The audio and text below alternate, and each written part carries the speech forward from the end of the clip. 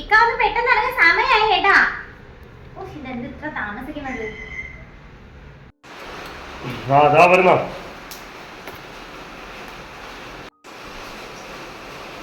പിന്നെ അമ്മായി നീ നല്ലോണം നോക്കിക്കോളാം. ഒരു കുഞ്ഞു പിള്ളേരെ പ്രകൃതമാണ് കേട്ടാ.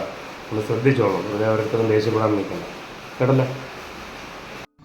അത് പിന്നെ പ്രത്യേകം പറയണോ ഇക്ക?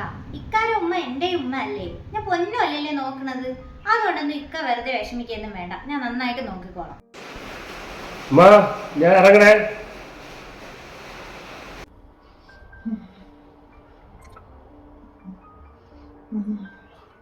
പോയിട്ട് വാ മക്കളെ, പോയിട്ട് വാ.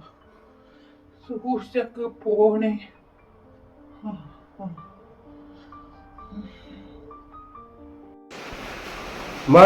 ഞാൻ ഇറങ്ങണേ.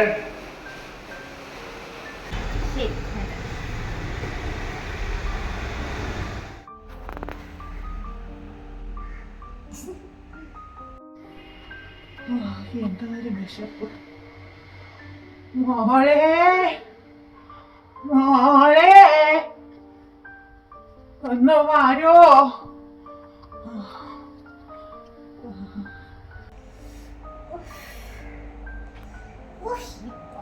കിടക്കെ കൊണ്ട് ഞാൻ തോറ്റ്. ഒരു റീല് പോലും മര്യാദക്ക് കാണാൻ സമ്മതിക്കും. അപ്പഴും വിളിക്കും മോളെ മോളെ മോളേന്ന്. ഇനി അടുത്ത് ഇനി എന്തിനടുത്ത് കൊടുക്കാനാണോ എന്തോ. എന്താ എന്ത് വേണം? മോളെ ഉമ്മാക്ക് വിശക്കണം മക്കളെ, എന്തെങ്കിലും കഴിക്കാൻ തരുമോ? ഏത് സമയം തിന്നണം തിന്നണം തിന്നണം. കുറച്ച് സമയം കൂടെ കഴിയട്ടെ. എന്നിട്ട് വയറ്റില് കൊക്ക പുഴുവല്ല കിടക്കണം. ഇങ്ങനെ തിന്നെ അത് സമയം വിശപ്പ് വിശപ്പ് വിശപ്പ്. ഇങ്ങനെ കളിക്കണം.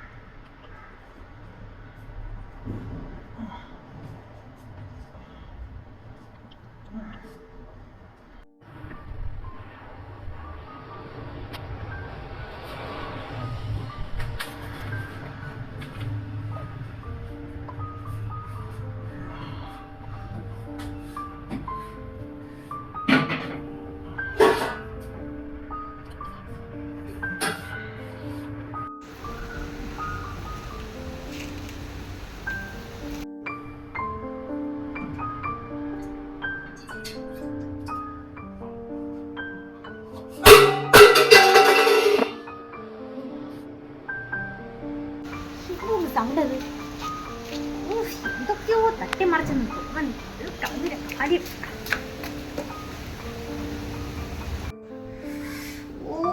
നാശം പിടിച്ച കിളവി ഇവിടെ മൊത്തം നാശമാക്കിയല്ല. നിങ്ങൾ കാട്ടയ്ക്ക് ഒതുങ്ങി ആ റൂമിനകത്ത് ഇരുന്നൂടെ തള്ളേ. എന്തിന് തപ്പിനടങ്ങി ഇവിടെ വന്ന് വെള്ളം മൊത്തം ചരിക്കാൻ പോയത്? ഈ കിളവി അവിടുന്ന് എണി.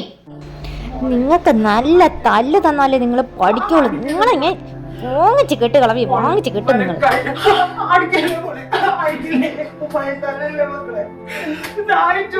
വെള്ളം കുടിക്കാൻ വന്ന് കൈ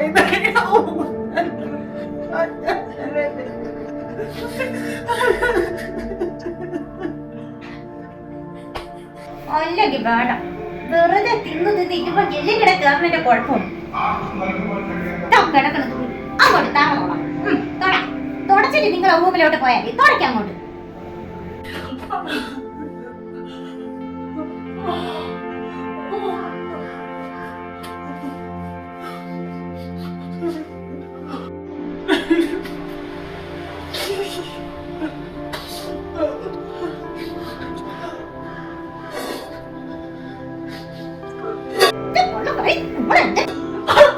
ചവിട്ടില്ലേ പോലെ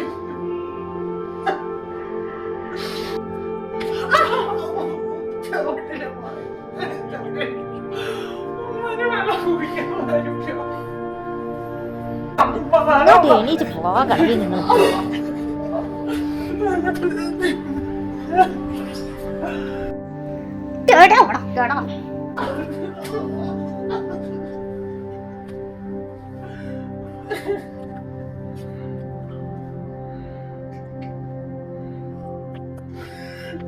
ഇന്നത്തെ പഴഞ്ചോറെങ്കിലും തരാന്ന് ഞാൻ വിചാരിച്ചതാണ്. ഇന്ന് തൊട്ട് ഇന്നും അതുമില്ല. നിങ്ങൾ നിരാരം കിടന്നോടാ. നിങ്ങളെ പട്ടണിക്കിട്ട് ഞാൻ കൊല്ലിഞ്ഞേ പാണ്ടാരം. തിന്ന് തിന്ന് അങ്ങനെ കിടക്കണ്. മനുഷ്യനെ ഒരു സ്വസ്ഥതയും തരൂല. ചാവയില്ല, കട്ടില് കുഴിയയില്ല. നാശം പിടിച്ച ഒരു തള്ള.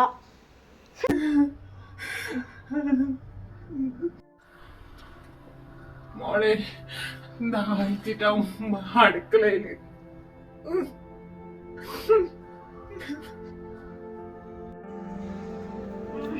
നിങ്ങളെ ഒരു ദാഹം വെറുതെ ഇരിക്കട്ടെ. നിങ്ങൾക്ക് എന്തോന്ന് ദാഹം കളവി. പിന്നെ ഒരു കാര്യം ഞാൻ പറഞ്ഞേക്കാം. ഇവിടെ നടക്കുന്ന കാര്യമെല്ലാം മോൻ വരുമ്പോ എഴുന്നള്ളിക്കാൻ നിന്നാണ്ടല്ല എന്റെ തനി സ്വഭാവം നിങ്ങൾ കാണും. ഞാൻ ചട്ടുകം പഠിപ്പിച്ച് വെക്കും ഞാൻ. എന്നെ നിങ്ങൾക്ക് ശരിക്കും അറിയാല. പിന്നെ നിങ്ങളെ മോനെ ഞാൻ അങ്ങനെ വെറുതെ വിടാന്ന് വിചാരിക്കില്ല. ഇവിടെ വിഷം കളിക്കുമല്ലോ, കൊന്നളെ ഞാൻ തെളിവോലും ബാക്കി വെച്ചേക്കൂല. ഞാൻ സൂക്ഷിച്ചും കണ്ട കിടന്നാ ഇവിടെ കൊള്ളാം. ഇല്ല മോളെ, ഞാൻ പറയൂല. അവനെ കൂടെ ഞാൻ വേദനിപ്പിക്കൂല. ഇല്ല, പറയൂല. പിന്നെടി കല്യാണത്തിന് പോയിട്ട് എങ്ങനെയൊക്കെ ഉണ്ടായിരുന്നു? ഓ, എന്റെ കാര്യമൊന്നും പറയണ്ടടി. ഈ വീട്ടിന്റെ വെളി ഇറങ്ങാൻ പറ്റൂല. ഇവിടെ ഒരു മോശമായിട്ട കളവിയുള്ള കാര്യം നിനക്കറിയാല്ല.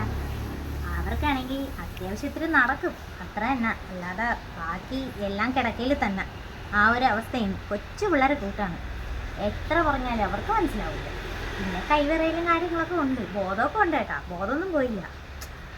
വയസ്സ് 10-80 പെണ്ണുമ്പിള്ള ചത്തിരുന്നെങ്കിലും എനിക്ക് ഈ വീട്ടിൻ്റെ വെളിയിലെങ്കിലും ഇറങ്ങാറ്. അങ്ങേർക്കാണെങ്കിൽ ഉമ്മ എന്ന് വെച്ചാൽ ജീവനാണ്. ഉമ്മ കാണാൻ കഴിഞ്ഞിട്ടേ ഉള്ളൂ ബാക്കി എന്തും. പിന്നെ എന്ത് ചെയ്യാൻ, ഇങ്ങനെയൊക്കെ അങ്ങ് പോണ്. പിന്നെടി സമയമായി. ഒരു 5 മണിയൊക്കെ ആകുമ്പോഴേ പുള്ളിക്കാരൻ ഇങ്ങനെ വരും. ആ സമയത്ത് ഇത്തിരി പൗഡറൊക്കെ ഇട്ട് മണപ്പിച്ച് നിർത്തിയില്ലെങ്കിൽ പിന്നെ അത് മതി. അപ്പം ശരിയടി, പിന്നെ വിളിക്കാം. ഓക്കെ.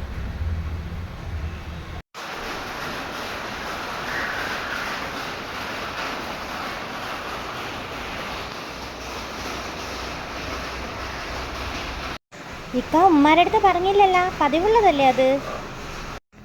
എന്തായാലും ഇക്ക ഇറങ്ങിയതല്ലേ, എനിക്ക് വീട്ടിലോട്ട് കയറണ്ട. ഞാൻ ഉമ്മയെ ഇങ്ങോട്ട് കൊണ്ടുവരാം. എന്തായാലും പതുക്കെ പതുക്കെ നടക്കണേക്കെ നല്ലതാണ്. എപ്പോഴും ചടങ്ങിയുടെ റൂമിലല്ലേ ഇരിക്കണം. ഞാൻ വിളിച്ചോണ്ട് വരേക്കാം. ഓ, തമ്പുരായിട്ട് റെഡിയായി ഇരിപ്പുണ്ടല്ലോ. പിന്നെ മോനെ പോവാൻ സമയമായി. നിങ്ങളൊന്ന് കാണുന്നു. നിങ്ങളൊന്ന് പതുക്കെ എണീച്ച് തന്നാണ്. പിന്നെ ചിരിച്ചോണ്ടൊക്കെ ഇരിക്കണം കേട്ടാ. അല്ലാതെ ഒരു പരി ഇങ്ങനെ വെച്ചോണ്ടിരിക്കരുത്. എണീച്ച് വാ തള്ളേ.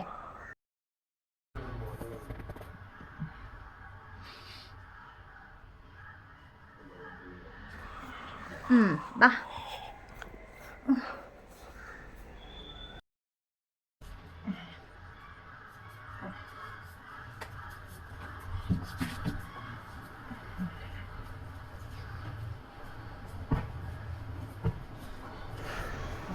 പതുക്കെ അവിടെ ഇരിക്കും. നമുക്ക് ഓട്സ് ഒക്കെ കുടിക്കണ്ടേ, സുന്ദരി ആവണ്ടേ. നേരെ ഇരിക്കി. തട്ടൊക്കെ നേരെ പിടിച്ചിട്ടാണ്. ഇക്കാ ഉമ്മ വന്ന്. നീ ഈ വീട്ടിലുള്ളതാണ് എനിക്ക് ഏക സമാധാനം.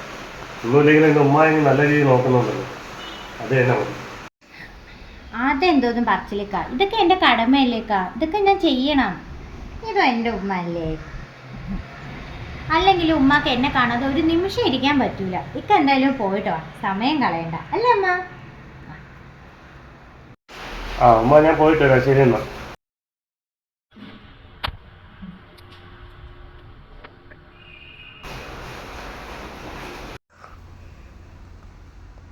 എന്തായാലും പോയി. ഇനി ഒന്ന് നടുതവർത്തി എവിടെയെങ്കിലും ഇരിക്കാം. അഭിനയിച്ച് എനിക്ക് വയ്യ. പിന്നെ ഇനി ഇവിടെ ഇരുത്തൊക്കെ മതി. ഇനി പതുക്കെ അങ്ങോട്ട് നടന്ന് റൂമിലോട്ട് പോയാട്ടെ. ഒന്ന് പിടിക്കോ? ഉമ്മാക്ക് തീരെ വയ്യ, നല്ല ക്ഷീണം, നടക്കാൻ വയ്യ. സൗകര്യമില്ല. അങ്ങ് ഇഴഞ്ഞങ്ങ് പോയാ മതി. ഇനി പിടിച്ച് ഞാൻ താങ്ങി കൊണ്ട് അങ്ങോട്ട് പോയില്ലെങ്കിലേ ഒക്കോളൂ. അങ്ങനെ പതുക്കെ പിടിച്ച് പോറല്ലേ. ഇന്നലെ നീ ഉമ്മാക്ക് ഒരു നേരം 1 കപ്പ് കഞ്ഞിയല്ലേ മക്കളെ തന്നത്. എണീച്ച് നടക്കാനുള്ള ആരോഗ്യം പോലും ഇപ്പൊ ഈ ഉമ്മാക്കില്ല. ഒന്ന് പിടിച്ച് തന്നെ അവിടെ കൊണ്ടാക്കൂ. എനിക്ക് ഇത്തിരി കഞ്ഞി വെള്ളത്തിൽ ഉപ്പിട്ടെങ്കിലും തരുമോ? അത്രയ്ക്ക് വയറ് വിശന്നിട്ടാണ്. ഓ, ഒരു നേരത്തെ ആഹാരമൊക്കെ തന്നെ ധാരാളമാണ്, അത് തന്നെ അധികമാണ് കേട്ടോ. പിന്നെ ഇന്നലെ പിന്നെ പുറത്തുനിന്ന് അങ്ങാണ്ട് ഫുഡ് വാങ്ങിച്ചുകൊണ്ട് വന്നോണ്ട് കുറച്ച് പഴങ്കഞ്ഞി ബാക്കി ഇരിപ്പുണ്ട്. എന്നാലും അത് തരാം. തള്ള പോയി ആ റൂമിൽ പോയി ഇരി, ഞാൻ അങ്ങോട്ട് കൊണ്ടുവരാം. ചെല്ലാൻ.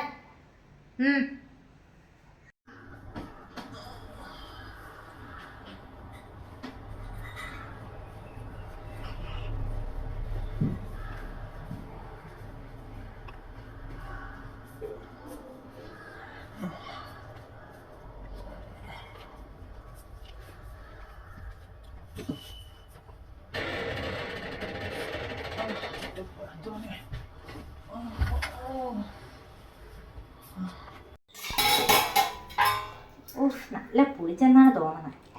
എന്നും കുഴപ്പമില്ല. ഒരു പുളിച്ച കഞ്ഞിയൊക്കെ അങ്ങോട്ട് കയറ്റിയാലേ ആരോഗ്യം ഉണ്ടാവുക തള്ളക്ക്. ആക്കി അപ്പുറത്തെ പശുവിന് വേണ്ടി കാടിക്ക് വേണ്ടി വെച്ചിരുന്നതാണ്. ആക്കി ആ പശുവിന് കാടിക്ക് കൊടുക്കാം.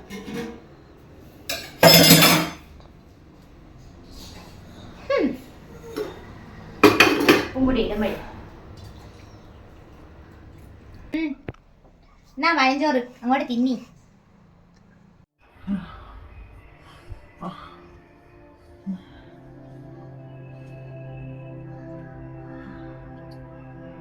മോളെ, ഇത് നല്ലോണം പുളിച്ചതാണല്ലോ. വേണമെങ്കിൽ അങ്ങോട്ട് തിന്നു തള്ളേ. പിന്നെ അഞ്ചേറി ഇഞ്ചറിയൊക്കെ ഇല്ലെങ്കിൽ അങ്ങോട്ട് ഇറങ്ങൂല തള്ളക്ക് ചോറ്. ഇതെങ്ങനെയാണ് ഉമ്മ കഴിക്കുന്നത്? എനിക്ക് വേണ്ട. ഒരു കപ്പ് പച്ചവെള്ളമെങ്കിലും തരുമോ? വേണ്ടെന്നാ മര്യാദക്ക് കൂടുതലേ.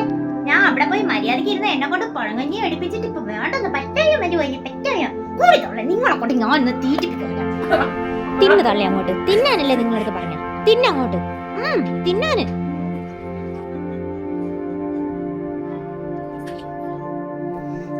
ഞാൻ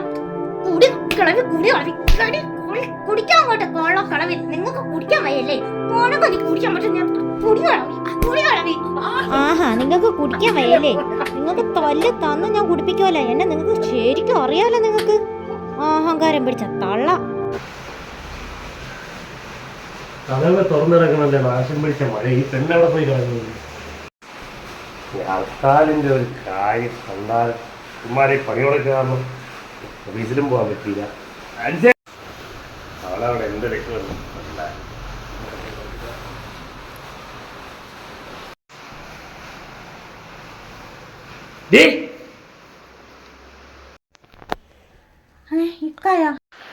എന്തോ നീ കാണിക്കണത്?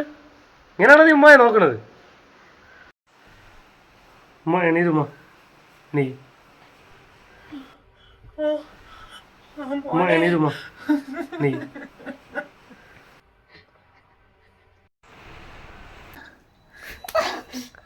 പത്തൊമ്പതിട്ട ചെന്നായിരുന്നു അടി. നീ നിങ്ങളെങ്ങനെ ഇപ്പൊ ഇങ്ങോട്ട് വന്നത്?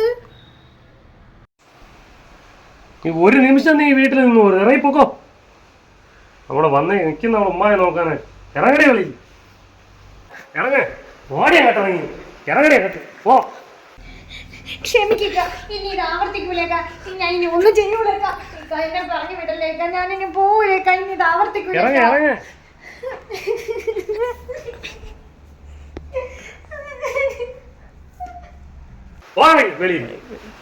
ഹർത്താലായതൊന്നും ഞാൻ അറിഞ്ഞില്ലെങ്കിൽ ഞാനിതൊക്കെ അറിയുന്നു. ഉമ്മയെ ദ്രോഹിക്കുന്നു. ഉമ്മ ഒരു വാക്കെൻ്റെ അടുത്ത് പറയണ്ടായിരുന്നു. നിങ്ങൾ ഇങ്ങനെയൊക്കെയാണ് നിങ്ങളുടെ അടുത്ത് പെരുമാറുന്നതെന്ന്. നിങ്ങൾ എന്താ പറയാ? ഞാൻ എന്നും കാണുന്നതല്ലേ. നിങ്ങളൊരു വാക്കിൻ്റെ അടുത്ത് പറയാത്തത്?